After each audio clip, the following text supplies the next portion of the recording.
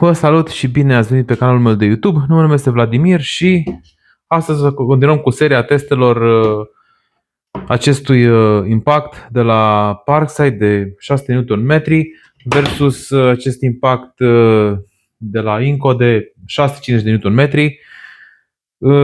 Aici ar trebui să fie, conform specificațiilor, o destul de mare egalitate, în sensul că ambele sunt pe 20 de volți. Acesta are 400 Nm pe înșurubare și 600 Nm pe deșurubare pe porțiune scurtă sau în momente scurte sau cu sunet producătorul, și acesta are 500 Nm pe înșurubare și pe deșurubare are tot 500 Nm, cu posibilitatea de a selecta variante 650 Nm pe funcția de nut bolt, adică aceasta care desface, doar destrânge prezonul, după care se oprește, sau piulița sau ce-o fi. În realitate, eu nu am constatat nicio diferență între funcția aceasta și desfacerea normală. Deci, cred că este o chestie de marketing și atât. Astăzi, de asemenea, comparația am să o fac doar cu acumulatorul de 4 amperi, pentru că pentru Inco nu am acumulator decât de 4 sau de 5 amperi, și am să fac comparația între Inco de 5 amperi și la Parkside comparație cu Inco de 4, cu acumulatorul de 4 amperi. Haideți să vedem cum se descurcă cu brezoanele la mașină și apoi vedem în lemn. Am setat chiar la 210 Nm.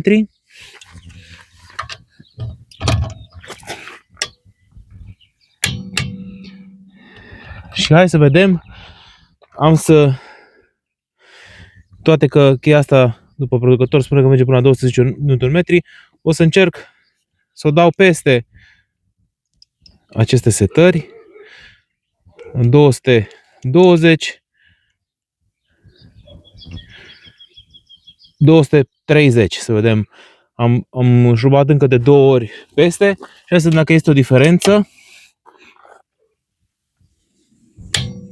S-a mai dus un pic. Deci, în realitate, ar fi undeva la 230 de Nm.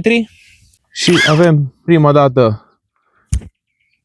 această sculă cu acumulatorul de 5 amperi pusă.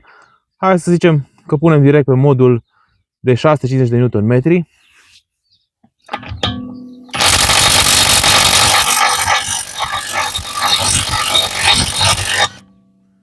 A desfăcut.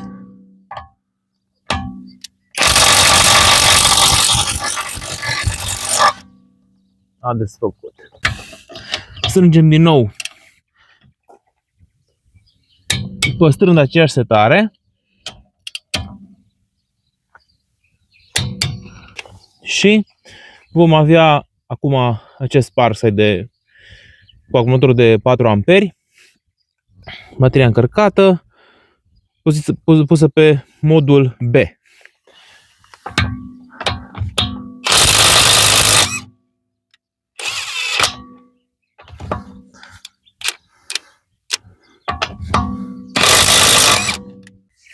Am să strâng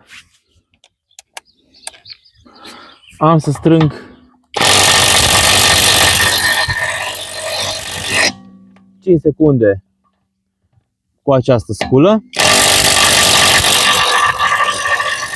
Destrâng cu scula Parkside.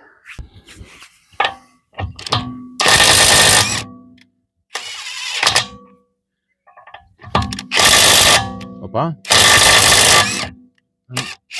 Greșeală, am strâns. Și acum am să strâng 5 secunde cu scula de la Parkside și apoi să încerc să strâng cu cea de la Inco.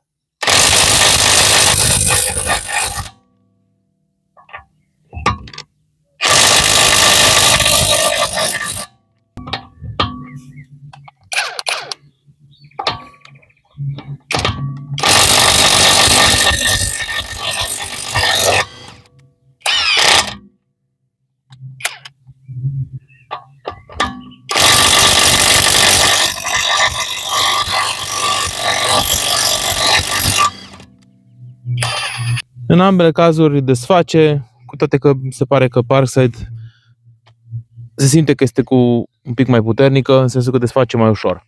Acum am să mai fac o chestie, am să strâng cele două prezoane la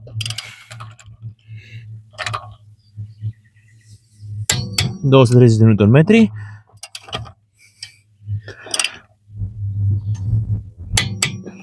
Să mă încerc o chestie, să mai dau o tură. 10.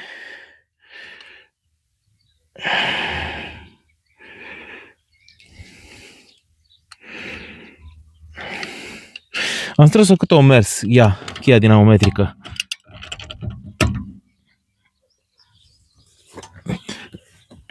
Se pare că au depășit strângerea pistolului de impact. Aici pare că la fel, că nu s-a schimbat nimic. De data asta am să încerc să desfac cu cel de la Parkside.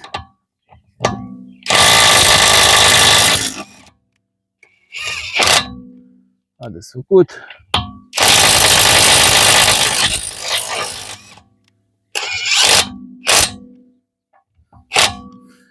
Mai strângem o dată, tot așa cu ea setată la maxim. Se simte la mână diferență semnificativă față de cei 210 Nm cu cât o foloseam de obicei. Și hai să vedem în această setare dacă desface și scura de la Inco.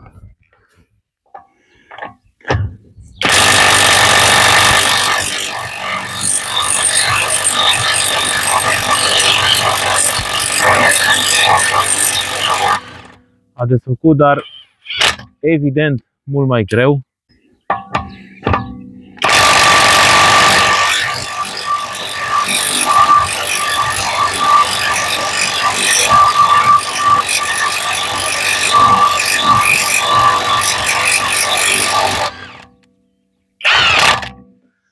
A reușit cu greu să desfacă.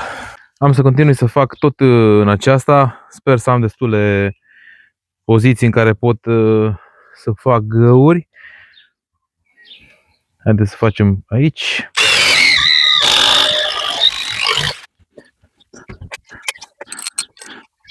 O să-mi iau și mănuși. Și undeva pe aici.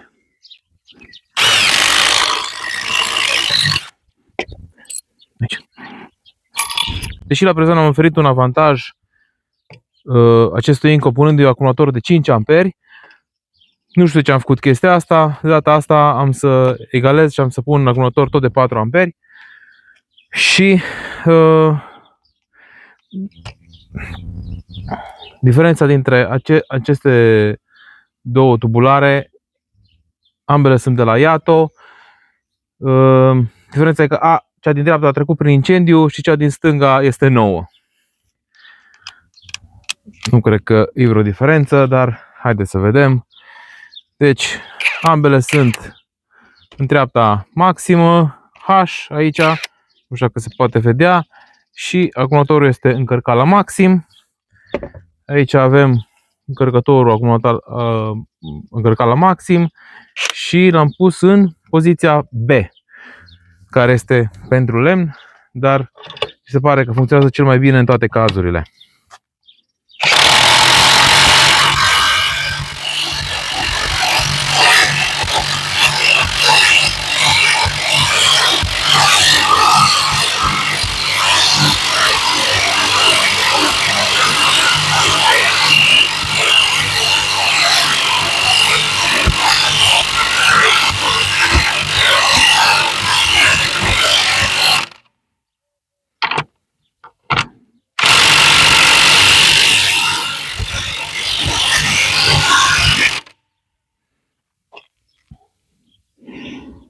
Cred că Inco a strâns o idee mai mult decât Parkside, deși aici e între două noduri și mi se pare că a și intrat mai greu.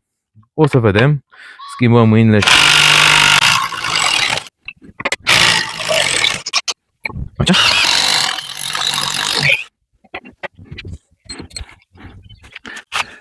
Și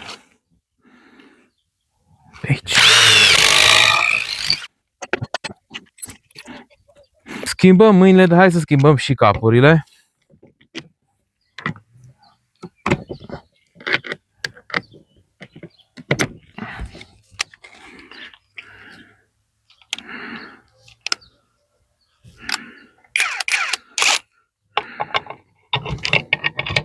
Trei, doi, unu.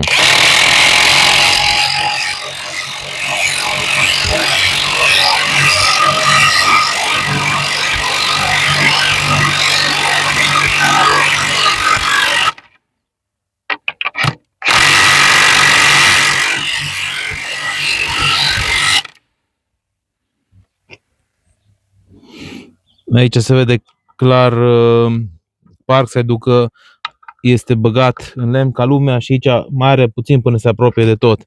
Deci are un mic avans Parkside în partea asta. Vedem aici.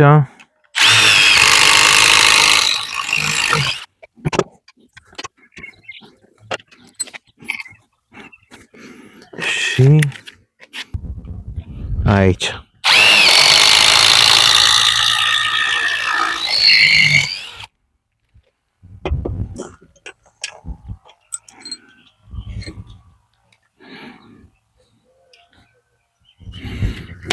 Bun.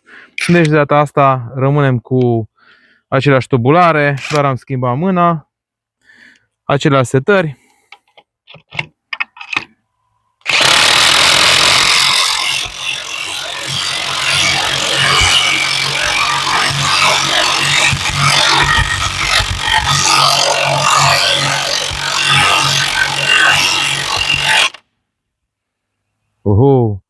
De data asta Inco a fost mult în față.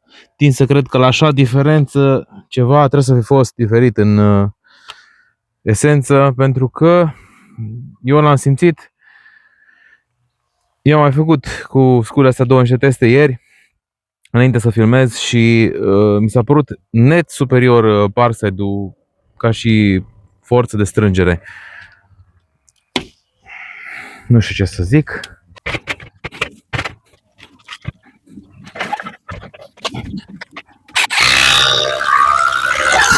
Mi-am făcut timp și am făcut rost de o gată de lemn nouă și am să fac din start 4 găuri, pentru că nu sunt altele.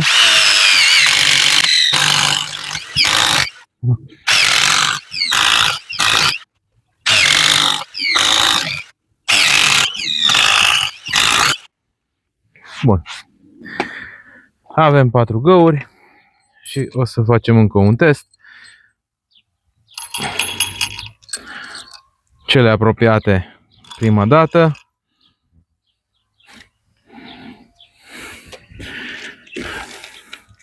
Egal, mâna dreaptă Inco, mâna stângă Parkside.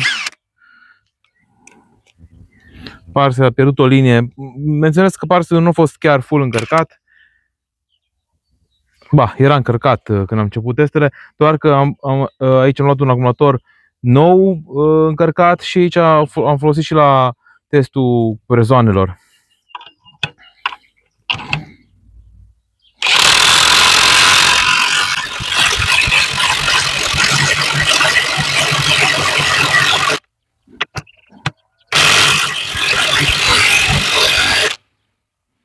Inco este mai în față, se poate vedea. Schimbă mâna, Parkside în mâna dreaptă, Inco în mâna stângă.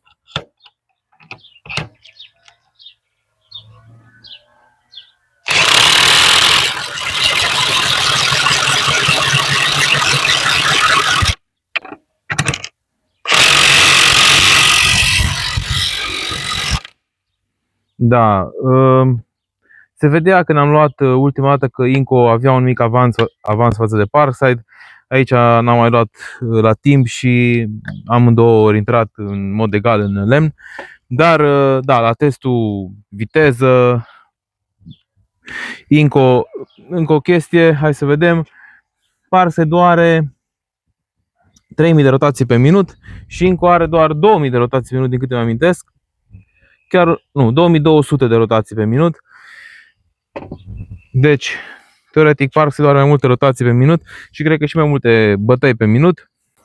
După cum ați putut vedea, am făcut destul de multe teste și în toate Inco a fost cu 1 milimetru, depinde de situație, mai mult.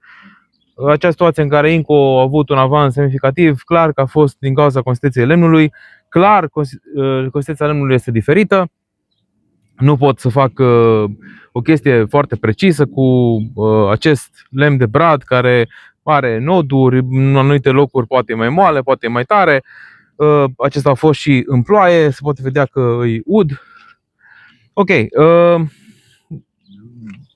am primit tot felul de sugestii că lemnul nu e așa, că da, eu fac testele pe care le fac cu ceea ce am și cu ceea ce îmi permit. Cui se par relevante, mă bucur că vă pot ajuta. Cui nu-i se par relevante, din păcate nu am ce pot să fac mai mult. Toate testările de genul ăsta sunt relative, fiecare poate să-și facă o idee cât de cât despre o sculă sau alta. V-am făcut comparația asta pentru că Inco se găsește, este accesibil la noi în România și ca și preț este foarte asemănător cu Parkside și părerea mea personală este că dintre aceste două scule Parkside este o idee mai puternic decât Inco. Din păcate nu am fost dispus să investesc în Inco, un acumulator mai puternic de 7, nu știu care, Inco nu cred că are de 8 amperi, cred că are de 7,5 amperi.